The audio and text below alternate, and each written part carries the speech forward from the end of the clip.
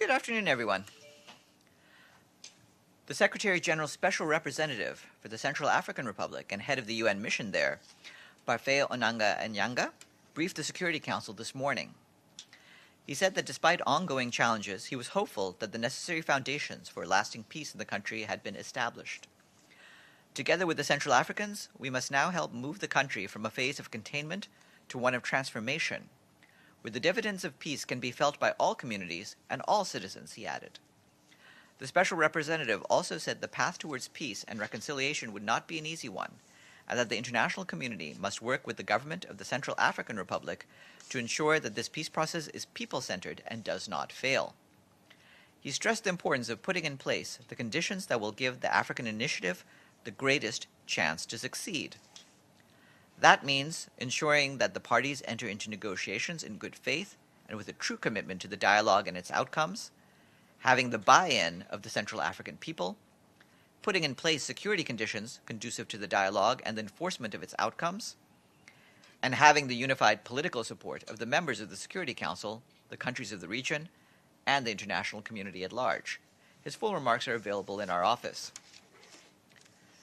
The UN in Nigeria is expressing concern over news of renewed killings by the armed insurgent group Boko Haram, with reports of close to 40 lives lost in separate incidents over the last few days, when the group attacked civilians in Borno State.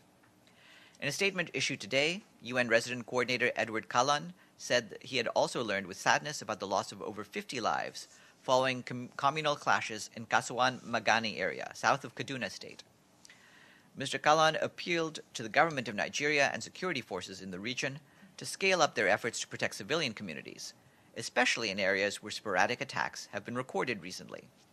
He warned that left unchecked, these attacks may reverse the gains made so far in securing lives and property in the region. The full statement is available online. The UN agencies in Mexico have staff in place, with more to be deployed in the coming days, to cooperate closely with local and federal authorities, among others, to attend to migrant needs in Tapachula, Chiapas, and nearby towns. Teams are prepared to help with the registration of those who have been admitted, as well as to help the migrants reach shelters and facilities equipped and waiting for them to give them humanitarian aid. Rapid assessments are being done by the UN agencies to gather information on the needs of children and their families, as well as people with special needs, including those in nearby towns along the migratory route. The UN Refugee Agency is concerned about the known kidnapping and security risks in areas where the caravan may travel. Stabilizing the situation has become urgent. It is essential that there are proper reception and other conditions for those seeking asylum, as well as for others on the move. UNHCR emphasizes that in any situation like this, it is essential that people have the chance to request asylum and have their international protection needs properly assessed before any decision on return or deportation is made.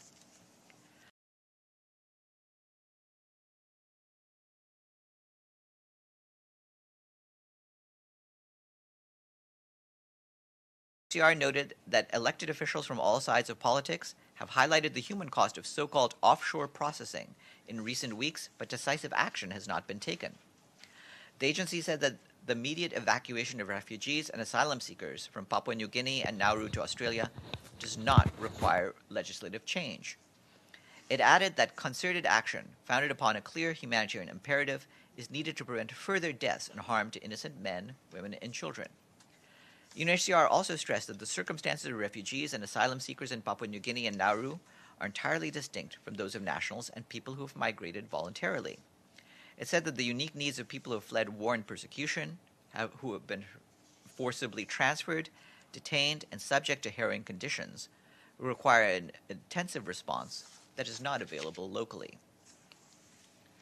The Office for the Coordination of Humanitarian Affairs reports that inadequate schools, teachers, and learning materials, coupled with insecurity and a shortage of food, water, and sanitation facilities, has left more than 70% of school-aged children, or some 3 million out of 4.4 million children, out of school in Somalia.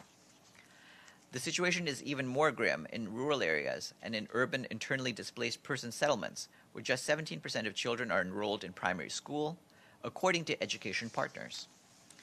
OCHA says funding for education and emergencies activities in Somalia is low, currently at just $8.8 million, 16% of the required $51 million in 2018. Despite these challenges, humanitarian partners have reached nearly 175,000 children and youth with emergency education services in the worst affected areas of Somalia since the beginning of the year.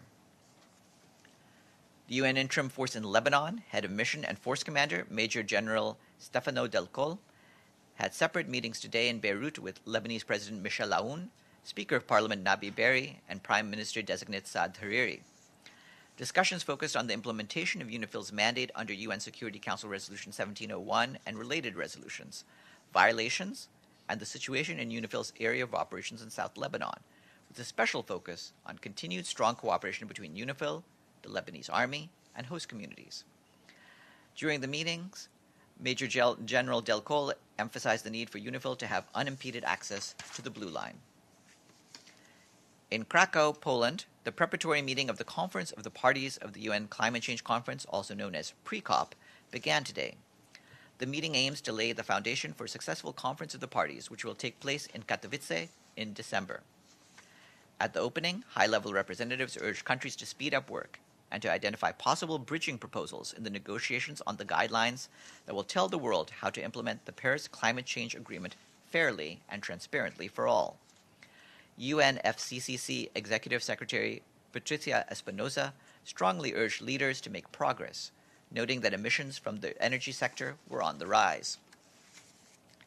And after me, you will hear from Monica Grayley, and then at 1:15 p.m., there will be a press briefing here by Tomas Ojea Quintana, Special Rapporteur on the situation of human rights in the Democratic People's Republic of Korea. Then tomorrow at 11 a.m., there will be a briefing here by Yang-hee Lee, Special Rapporteur on the situation of human rights in Myanmar, and Marzuki Darusman, Chair of the UN Fact-Finding Mission in Myanmar. Then at 1:15 p.m., there will be a briefing by Michael Link, Special Rapporteur on the situation of human rights in the Palestinian territories occupied since 1967. And at 1:45 p.m., there will be a briefing by Javed Rahman, Special Rapporteur on the situation of human rights in Iran. That is it for me. Yes, Edie. Thank you very much, Farhan. Is the Secretary General still calling for an independent investigation into the killing of Saudi journalist Jamal Khashoggi following the speech to Turkey's parliament today by President Erdogan? We're aware of the speech made by President Erdogan and the recent developments in Jamal Khashoggi's case. The position that we expressed over the weekend in the statement that the Secretary General put out remains the same, but we're evaluating the information as it comes up. If there's any changes, including any special requests one way or the other, we'll have to consider those in due course. So by that, I assume, because in that statement he did call for an independent investigation, that he does still stand by that. Yes, he does. Yes. James.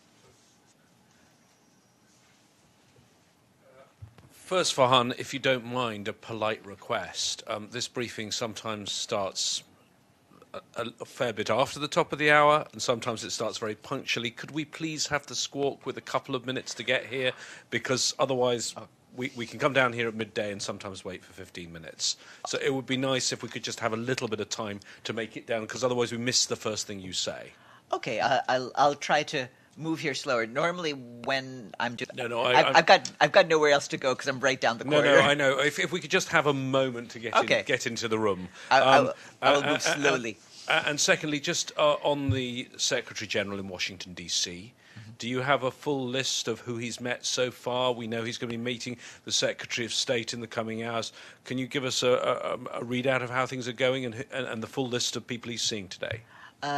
I'll try to get a list from my colleagues in Washington. I've asked for my colleagues at the UN Information Center there to give me some of the details. I know that he is also meeting, I believe, with people from the House Appropriations Committee, and I'll try to get the names. Yes.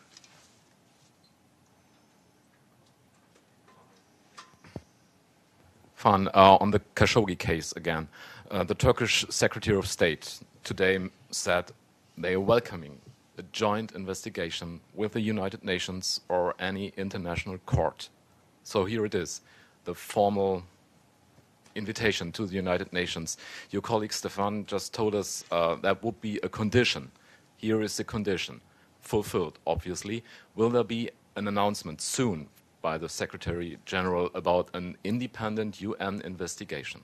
Well, that announcement is not in and of itself a formal request. We will wait to see whether we get a formal request from a government such as the government of Turkey. But if we get something like that, we'll evaluate it and then make a decision based on the request that we receive. One follow-up. Yes. This morning, the Special Rapporteur on Human Rights Defenders, Michel Forst, told me he's asking for a formal investigation, a UN investigation. The Human Rights High Commissioner, Michelle Bachelet, is asking for a formal investigation, a UN investigation. Why is the Secretary General so silent about these? Well, first of all, we haven't been silent. We've spoken out repeatedly on this case. And again, as you'll have seen, the Secretary General himself has called for an independent investigation into this. We would need to evaluate, as Stefan also explained to you last week, for UN investigations to be successful, we need cooperation from the various parties who would be involved. And normally we expect to have some form of a mandate from a body of member states. And so we'll have to see whether that can be achieved. Yes. Farhan, just to clarify, so when you talk about independent investigation, do you mean an investigation by the Saudis and the Turkish government, or what exactly do you mean then? Well, we've also already asked for cooperation among the Turkish and Saudi authorities in getting to the bottom of what happened to Mr. Khashoggi. But an independent investigation would have to be just that, an investigation by an independent body that can credibly look at the evidence before. And that should, follow-up, that should be an international body, or how do you understand this? How do you understand what you are saying? We will have to see what the parties involved agree to. But ultimately, we want to make sure that there's agreement on a strong investigation, one way or another. Of course, if we have a role to play in that, we will consider that. Another follow-up. So when you are saying that you would like to have a body, the responsible body in the UN to request this in order that you can go ahead and with such investigation, are you talking about the Security Council? Are you asking for a mandate by the Security Council, or what you are asking exactly? Well, there have been different investigations mandated by member state bodies at the UN, whether you're talking about the General Assembly or the Security Council. The Human Rights Council has also created commissions that have been investigating different conflicts. So I am simply talking about a member state body in that regard. If, for example, you think of the investigation into Benazir Bhutto's assassination, that request was dealt with in an exchange of letters between the Secretary General at the time and the President of the Security Council. Yes. Thank you, Farhan. The caravan keeps moving from Mexico, and they're trying to get to the United States southern border. However, the president of Honduras and Guatemala over the weekend presented a plan called Retorno Seguro, secure return, and they said that around 2,000 Hondurans and Guatemalans together have come back to their countries from the caravan. Does the United Nations has been helping with that process? Is any information about the return plan that they have? We understand that sending groups as a force is not under the protocol of the refugee, but in this case, they're saying that it is voluntary. Will the United Nations assist? Well, for us, it's important that any returns be voluntary to avoid the problem of refoulement. But the other thing we've emphasized is in situations like this, it's essential that people have the chance to request asylum and have their international protection needs properly assessed before any decision on return or deportation is made. And we've called on all authorities to respect that. Yes. Can I just possibly give you a chance of clarification, because I just want to check whether your position has changed, because you were asked what was meant by an independent investigation, and then you gave us the previous historic examples of various bodies in the UN that have called for investigations. Are you saying now that you want one of those bodies to ask you to investigate, or is the position as it was before? No, the position is the same, but people have been asking in recent days about different investigations that have involved the UN. Obviously, we're not at that stage yet, but you are hearing different parties talk about the possibility of a UN role, Yep. and I'm just pointing out the ways in which that has been achieved. Thanks. Yes. Yes, again on this, do you still want a request from Turkey, or is it okay to get a mandate from a UN body, or do you need both? And I have another question, yeah. I haven't specified where a request needs to come from. Ultimately, if requests come in, we'll have to evaluate them fairly, regardless of which quarter it comes from. But in this case, of course, Turkey is where the incident happened. It happened in a Saudi consulate office. So clearly the cooperation of those two countries would be essential for an effective investigation to be carried out. And one more question. Has a decision been made on the successor to Stefan de Mistura?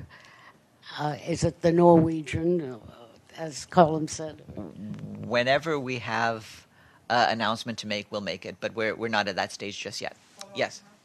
Hold on 1 second. Thank you, Farhan. I'm sorry I was a little late. I missed some of the parts, but the Turkish foreign minister this morning said that Turkey would cooperate transparently and share the evidence, all it has with the United Nations if there was an investigation. So my question is, will you still wait for a request from Turkey or from any other countries?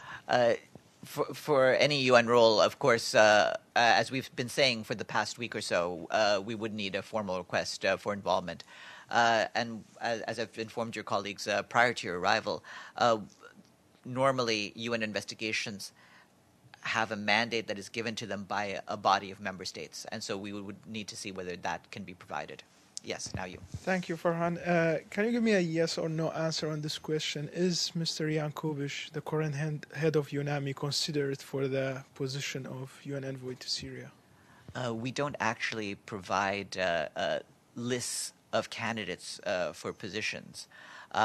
If there's anything announcement to make, we'll let you know once a decision has been made. But we don't tell you who's on the list. Basically, as a means of respecting the wishes of the various candidates. There are many times when people who are candidates who do not get the position in the long run would have preferred that they're not mentioned, and so as a result, we do not give out those lists. No. Yes. Thank you, Farhan. This is a bit of a clarification regarding the migrants.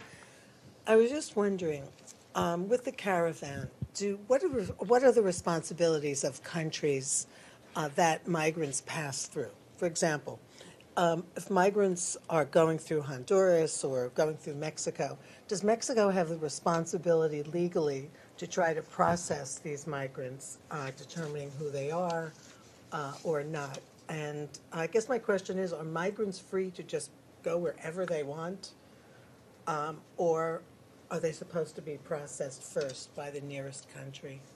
I'd refer you to the Refugee Convention in terms of the processing of asylum claims. The basic point is, of course, we recognize the right of states to govern their own borders and to govern who can cross those borders and enter their countries. That's one of the fundamental rights each state has.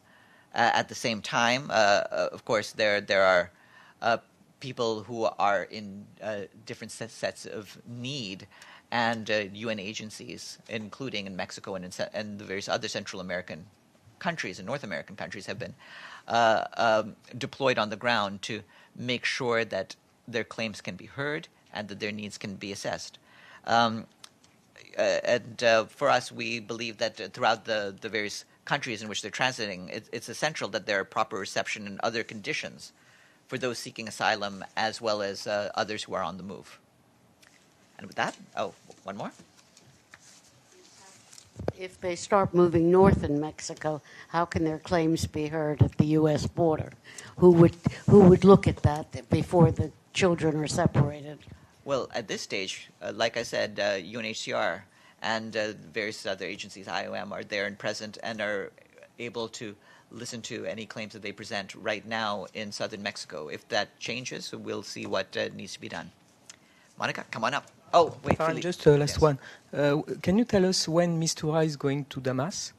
The 24th, which is, I believe, tomorrow. Okay, see ya. Okay. Thank you very much.